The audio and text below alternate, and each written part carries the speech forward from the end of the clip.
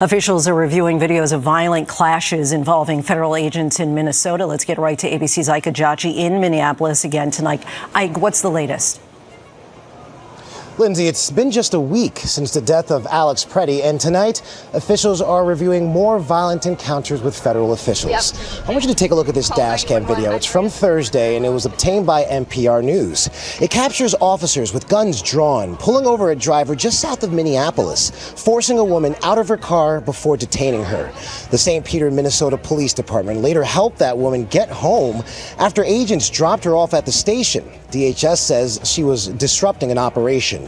And earlier today, federal agents detaining a man in a Minneapolis city park. The agents deploying pepper spray as bystanders confront them. Why were masked federal agents swarming a Minnesota street? And why did a local cop have to step in? You clicked for Gestapo tactics. And yes, we're breaking down the exact moment that DHS agents allegedly targeted a U.S. citizen on camera. Stay for the split screen, the Midas Touch footage versus DHS's official response, calling the person an agitator. Who's right, who's spinning, and what your phone camera can do when the feds show up with a paramilitary vibe. Why did a simple street stop turn into a masked parade with unmarked gear like we slipped into a dystopian sequel nobody asked for? Daylight, Minnesota, open road, and suddenly multiple DHS agents swarm a car. Some wear masks, vehicles don't have clear markings. An onlooker hits record. The vibe shifts from traffic moment to tactical theater. And the person filming, she's narrating fear and confusion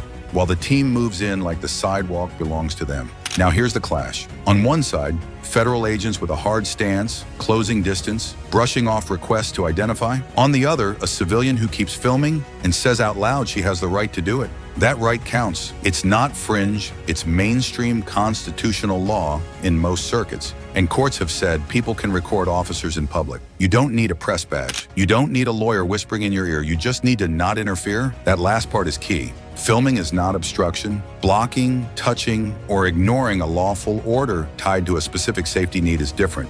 But holding a phone up, that's protected speech. Standard procedure in public encounters is actually boring. Agents identify themselves, say the agency, and state a basic purpose. You should know who you're talking to and why they want your time. That's basic legitimacy stuff. Think name, agency, purpose. You don't get the case file, but you get enough to know you're not dealing with random men in masks with tactical pants they bought in bulk. When that script gets tossed, trust tanks fast. Here, the break from norms isn't subtle. No clean IDs agents crowd the onlooker. The talk has a threat-heavy tone. If you wanted to confuse a bystander and crank up fear, you'd do exactly this. And now you've made your own problem. The video makes an audience. It pushes the agents to act like they're on stage. They hate that, but the lens changes choices. Funny how people rediscover procedure when they realize the internet's about to weigh in. Let's hit the law without legalese. Courts like Glick versus Cuniff and Fields versus City of Philadelphia back the right to record officers in public. Federal agents don't get a special no cameras clause. Again, obstruction is real, but it requires a lawful order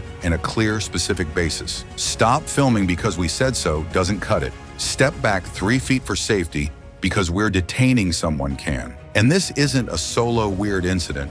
In El Monte, a legal observer named Maria Sante said agents pointed weapons and broke her car window while she was watching them. She said, "They're breaking my window, guys. I'm a U.S. citizen." It's insane. Quick story, same pattern. Observer status, heavy-handed response, and the glass pays the price. If your tactic shatters credibility in literal windows, you might want to audit the playbook. DHS later claimed the Minnesota onlooker was an agitator who drove recklessly and that they were after a serial criminal illegal alien. That framing is designed to shift focus. Serious target, serious tone. Okay, but if reckless driving is the risk, why the after-the-fact mask-heavy foot flex around a civilian with a phone? Either you address the driving on the spot with a clear stop, or you look like you're retaliating for the camera. Also, shouting obstruction is a felony doesn't prove obstruction. It proves the script relies on fear. Here's the mini payoff. The recording didn't just document, it nudged behavior. It set up accountability and opened the door for outside eyes to step in. So who actually enforced the rules of the road here? That's where the local cop walks in and tells the feds to slow their roll. Why did a city cop become the only adult in the room? Because someone finally had to talk like a grown-up. The local officer steps in with that steady parent at the grocery store tone. No yelling, no chest puffing. He tells the agents to back it up and follow procedure. Hands visible, stance relaxed, but the message lands. You can feel the air shift. The onlooker keeps recording. The agents pause. It's amazing what a clear voice and a badge with a city patch can do when the sidewalk turns into cosplay SWAT. Here's where the wires cross. Federal agents say they're running an operation. Local police say the public sidewalk is still a public sidewalk. Jurisdiction gets messy on camera. Who sets the rules in that moment? Feds have authority over immigration enforcement. Locals handle the actual street, the people on it, and safety in real time. When those collide, the standard is simple. Lawful basis, clear orders, basic ID. Otherwise, it looks like chaos in cargo pants. That's when a city cop earns their paycheck by forcing everyone back into the lane lines. Interagency work isn't supposed to be a turf war. There's a playbook. Mutual aid agreements outline who does what, who takes lead, and how to avoid turning a stop into a shouting match. Chain of command basics say the lead agency calls the mission, but every officer still follows the law and policy where their boots are. If you're detaining someone, say why. If you're telling a bystander to move, give a reason and a distance. If you're wearing a mask, make sure your ID and agency are still obvious. None of that is fancy. It's just how you avoid 3 days of email from the prosecutor and your own supervisor. The mismatch pops right away. The federal side acts like the block is a private set. The local officer zeroes in on basics. Who's being detained, for what, and is this safe? He presses for names and agencies. He wants to see probable cause, not tough talk. And when one agent throws out the magic phrase, obstructing law enforcement is a felony, he doesn't flinch, because that charge hangs on a hinge, a lawful order tied to a real need.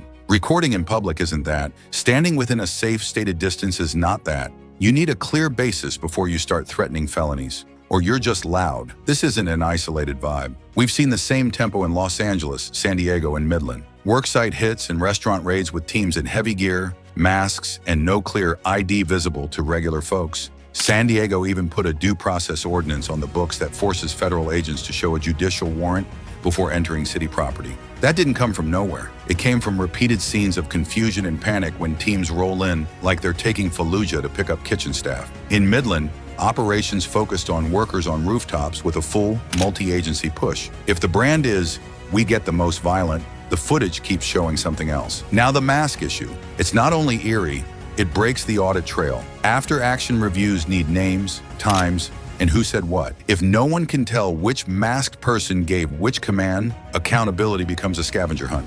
That's bad for the public and bad for honest officers who don't want their work blurred by someone else's mistake.